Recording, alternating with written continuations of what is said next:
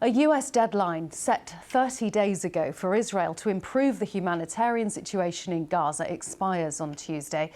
The United Nations says Israel hasn't done nearly enough to meet the American demands, which include allowing more aid in, evacuating the sick and critically injured, and limiting civilian casualties.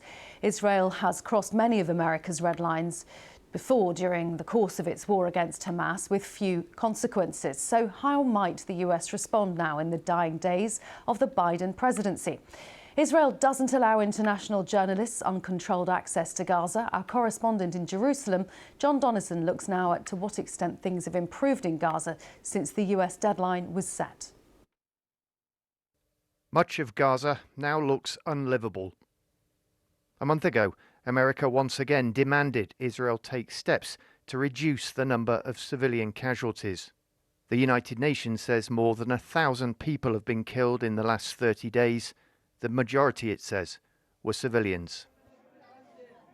Nizar needed to see with his own eyes. In the bag is the 5-year-old's auntie. His uncle, their children, and Nizar's sister Khalud were also killed when Israel attacked a school housing displaced families in central Gaza. Israel's military says it was targeting Hamas.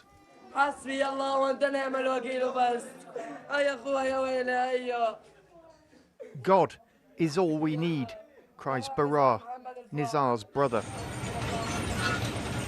There is food in Gaza, if you can get your hands on it. This, the daily scramble for bread, if you can afford it. If it were not for the soup kitchen, we would have starved to death. Every day it's the same struggle. I go back and forth to the soup kitchen. On Gaza's northern border, this is Zakim. You can see the war is not over. But Israel has reopened a number of crossings to allow aid in, as the US requested. It's not enough. America demanded that by now, Israel should be getting a minimum of at least 350 trucks of aid into Gaza every day. But over the past month, the United Nations says the average has been only just over 40 trucks a day. Israel does not allow international journalists free access to Gaza.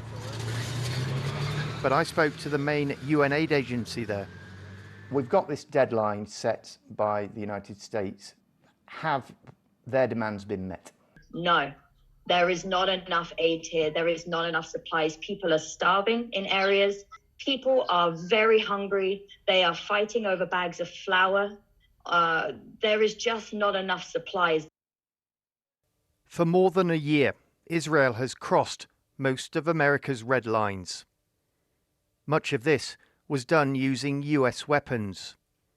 But in the dying days of the Biden presidency, and with more than 43,000 Palestinian lives lost, it's unlikely the White House will put its foot down and cut off arms supplies. John Donnison, BBC News, Jerusalem. Well, we can talk to our correspondent Joe Inwood, who's in Jerusalem live for us. Joe, Israel says it's meeting the US's conditions for aid going into Gaza. The figures speak for themselves. Is there any sense there that Israeli officials are worried about the consequences?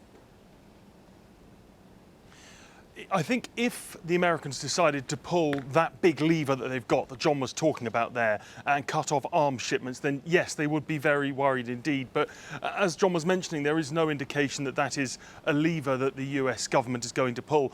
They have used arms shipments slightly in the past to influence Israeli decisions. Back in May, they said they were going to stop providing the most powerful bombs, 2,000-pound and 1,000-pound bombs, because of concerns over civilian casualties. But they didn't cut off arms supplies entirely, and they still provided smaller weapons, 500-pound bombs. So I think it would be very unlikely that the American government would do that.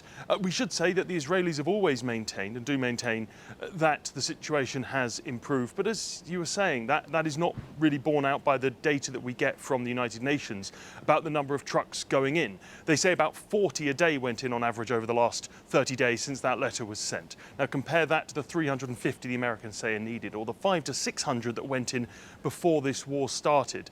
And the consequences of that we see in the north of Gaza. It's the north where the fighting is fiercest, where Israel is focusing its military efforts. And it's there that the United Nations recently, 15 heads of various humanitarian organisations, warned that conditions were apocalyptic.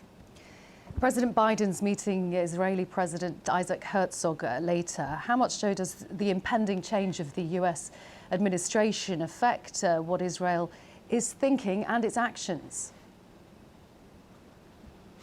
So Israel was certainly pleased, or public opinion here was pleased to see the arrival of President Trump rather than President Harris. He had 2/3 support. People thought he would be good for the country.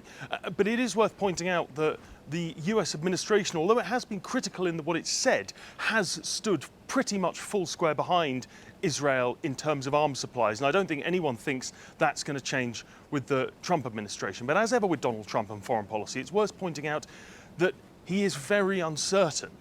His language has been very supportive of Israel, but he's also said he wants to see an end to this war. He's reported to have said he wants to see the end to the war by the time he takes office on the 20th of January. So it could be that the Israelis think they've got a more supportive in rhetoric president coming in, but one who actually might force their hand a bit faster. In terms of this meeting, we haven't got a readout of what's going to be discussed today, but I think we could take a fair guess that the letter, the humanitarian situation in Gaza and the ongoing fighting is going to be on the agenda. Joe, thank you very much, Joe.